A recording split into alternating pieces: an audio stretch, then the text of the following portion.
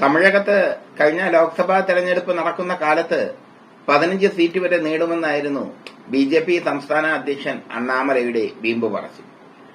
20 seat വരെ നേടുമെന്നായിരുന്നു അമിത്ഷാ പറഞ്ഞുകൊണ്ട് നടന്നത്.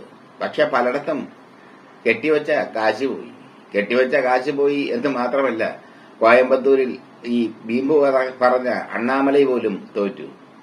ബി.ജെ.പി. തമിഴ്നാട്ടിൽ ഒന്നുമല്ലാതായി മാറി.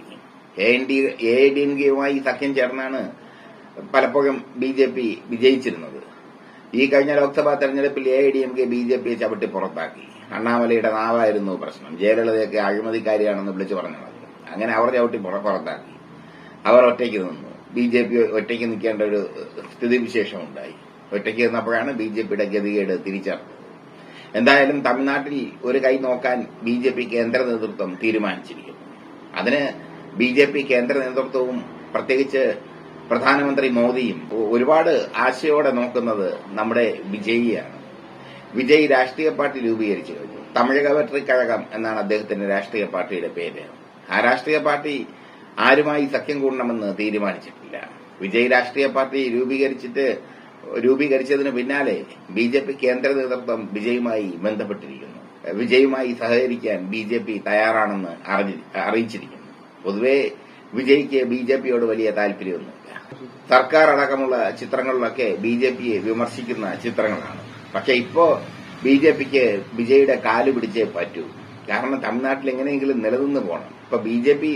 പൂർണ്ണമായി തോറ്റതോടെ, ബി.ജെ.പി. പൂജെപി ആയതോടെ ബി.ജെ.പി. അണികളൊക്കെ എ.ഐ.ഡി.എം.കെയിലേക്കും ഡി.എം.കെയിലേക്കും ചേക്കേറുകയാണ്. ബി.ജെ.പിയിൽ നിന്നിട്ട് വലിയ കാര്യമില്ലെന്ന് അണികൾ തിരിച്ചറിഞ്ഞിരിക്കുന്നു. മാത്രമല്ല, ബി.ജെ.പിയുടെ പ്രാദേശിക നേതാക്കൾ പലരും എ.ഐ.ഡി.എം.കെയിലേക്ക് ചേർന്ന് കഴിഞ്ഞു.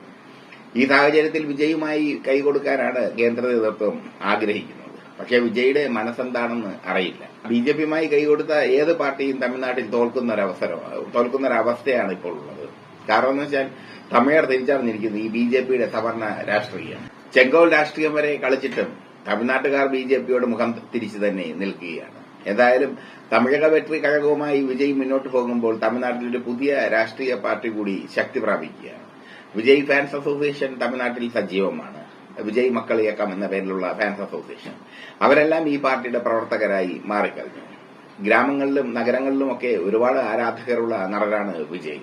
ഒരുപാട് സാമൂഹ്യക്ഷേമ പ്രവർത്തനങ്ങൾ, സമൂഹത്തിന് ഒരുപാട് ക്ഷേമകരമായ പ്രവർത്തനങ്ങളൊക്കെ അദ്ദേഹം നടത്തുന്നുണ്ട്. അതുകൊണ്ട് തന്നെ അദ്ദേഹത്തിന്റെ രാഷ്ട്രീയ പാർട്ടിക്ക് വലിയ ഒരു സ്പേസ് തമിഴ്നാട്ടിൽ ഉണ്ടാകുമെന്ന് രാഷ്ട്രീയ നിരീക്ഷകർ വിശ്വസിക്കുന്നു. ഇപ്പോ തമിഴ്നാട്ടിൽ ഡി.എം.കെയുടെ ഏകാധിപത്യമാണ്. എ.ഐ.ഡി.എം.കെ തകർന്ന് തരിപ്പണമായി പല ഗ്രൂപ്പായി മാറിക്കഴിഞ്ഞു. ഡി.എം.കെയ്ക്ക് എതിരായി തമിഴക വെട്രി കഴകം മാറുമെന്നുള്ള ഒരു പ്രതീക്ഷയുണ്ട് രാഷ്ട്രീയ നിരീക്ഷകർക്ക്. ഈ സാഹചര്യത്തിലാണ് വിജയുമായൊന്ന് കൈകൊടുത്ത് വിജയുമായി ഒട്ടി എങ്ങനെയെങ്കിലും 2 സീറ്റ് കിട്ടുമെങ്കിൽ 2 സീറ്റെങ്കിലും കിട്ടാൻ നമ്മുടെ ബി.ജെ.പി. ശ്രമിക്കുന്നത്. ഇനിയെല്ലാം വിജയാണ് തീരുമാനിക്കേണ്ടത്. വിജയ് ബി.ജെ.പിയോട് അനുകൂലമായ നിലപാട് സ്വീകരിക്കുമോ എന്നൊരിക്കലും ചിന്തിക്കാൻ പോലും പറ്റില്ല. കാരണം ബി.ജെ.പിയുടെ പരിതാപകരമായ സ്ഥിതിവിശേഷം വിജയ്ക്ക് അറിയാം. അതല്ല, വിജയുടെ രാഷ്ട്രീയ പാർട്ടി നേതാക്കൾക്ക് വമ്പൻ ഓഫറുകൾ നൽകി കേന്ദ്രമന്ത്രിയും ഗവർണറും ആക്കാം എന്ന് പറഞ്ഞു സാധാരണ പോലെ ഓഫർ നൽകി വിജയെ വീഴ്ത്തുമോ എന്നും അറിയില്ല. എന്തായാലും വിജയ് ഇതൊരിക്കലും മനസ്സ് തുറന്നു.